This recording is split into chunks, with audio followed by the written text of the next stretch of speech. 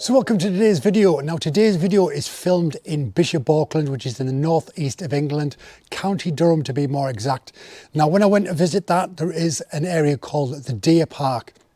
Now when you're walking in the Deer Park, some people might see it, some may not, but on the hill there's something called the Auckland Palace Deer House, and it was built around the late 1700s for the Bishops of Durham's deer.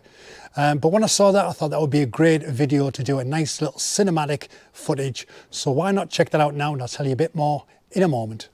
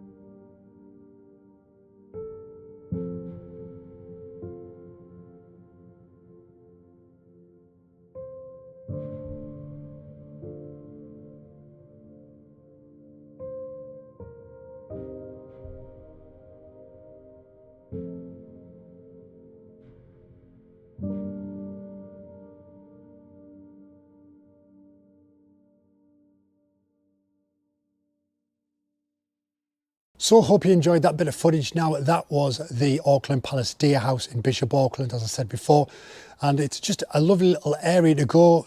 Some people might just go to Bishop Auckland to the town, they might walk around where the palace is, but you have to go into the deer park itself, walk around a fair bit before you actually see the deer house itself. So not many people might not know about it, but now you do. It's a great place to visit with the family, and I thought it was a great subject to pick for a nice cinematic bit of footage. Now, it did take me a while. For that 5.5 minutes you saw there, I filmed roughly around half an hour of footage, and that was sort of doing various revolutions inside the deer house because the wind kept shaking the drone itself. When I was ascending the tower, it did a similar thing. And obviously when I went quite high up to show you the surrounding area as well, the beautiful deer park, you can see Kinran, you can see sort of the, I believe it's like a train bridge over in the distance. And obviously over the other side, you can just see greenery and trees. It just looks fantastic. It's a great place to visit.